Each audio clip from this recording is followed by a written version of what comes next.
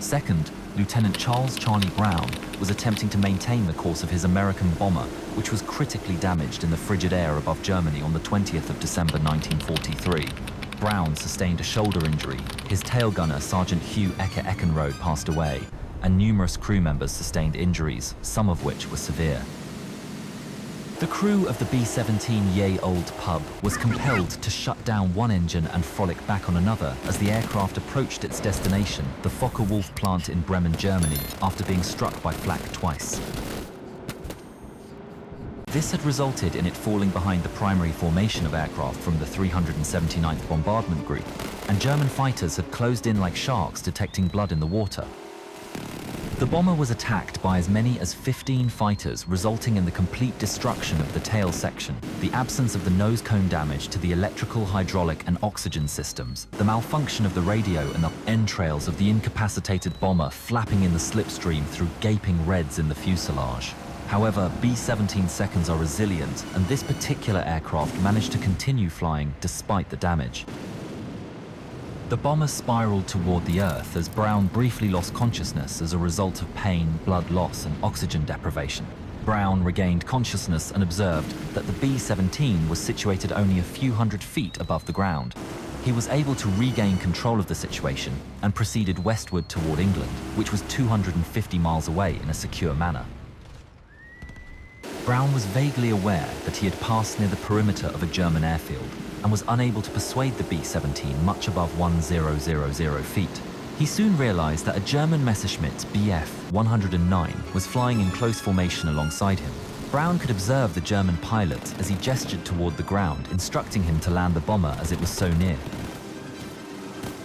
The majority of the B-17's gunners sustained injuries.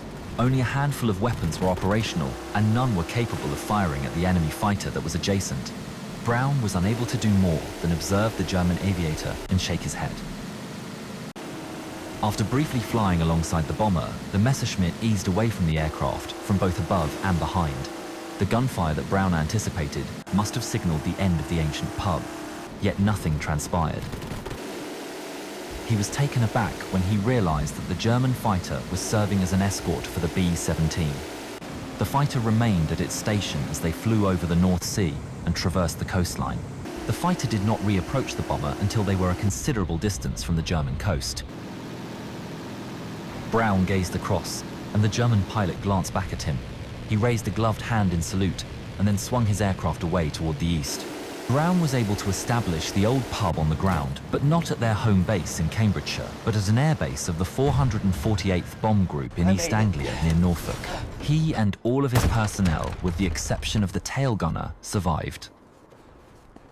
Brown recounted the narrative of the German combatant who accompanied him during the debriefing. It was determined that this information should remain confidential. The idea of a German pilot who was honorable and chose not to shoot down a damaged American bomber did not align with the message that the US Air Force intended to convey. Charlie Brown survived the war, returned home to attend college, and subsequently re-enlisted in the Air Force in 1949. He continued to serve until 1965, when he retired as a colonel. His initial disclosure of the events occurred at a gathering of retired combat pilots known as the Gathering of the Eagles in 1986, which was a considerable amount of time later. Some individuals questioned the veracity of the entire incident despite the forceful response. Brown himself began to contemplate the matter.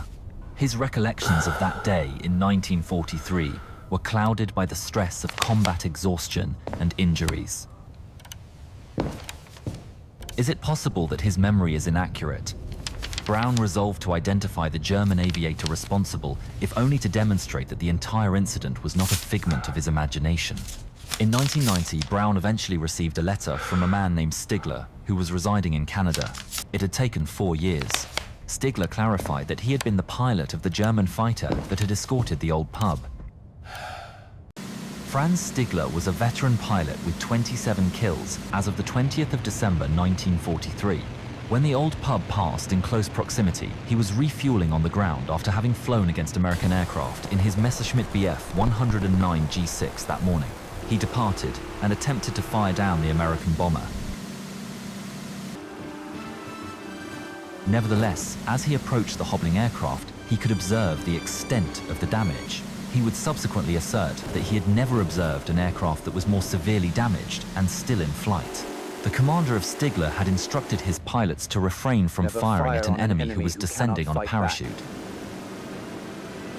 Although the old pub's crew had not abandoned ship, it was evident that they were no longer capable of combat, and Stigler determined that he could not muster the courage to launch an attack. Rather, he flew in close proximity to Brown and signaled for him to land. He was unable to fathom that the aircraft, which was severely damaged, could possibly return to England.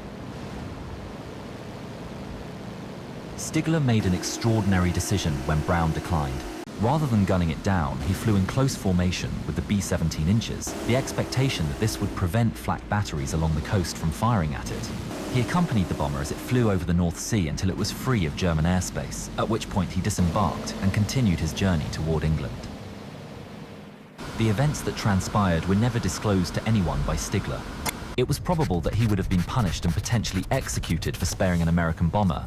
However, he frequently pondered whether it had returned to its base. Throughout the duration of the conflict, Stigler executed fighter missions. He established a successful business in Canada after emigrating from Germany in 1953. Stigler verified every detail of his narrative upon receiving correspondence from Charlie Brown in 1990.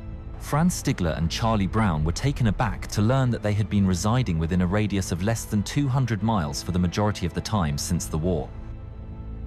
Brown resided in Seattle, Washington, while Stigler had relocated to Vancouver, British Columbia. In their later years, the two men maintained a close friendship, frequently conversing with other flyers about their shared experiences and visiting them.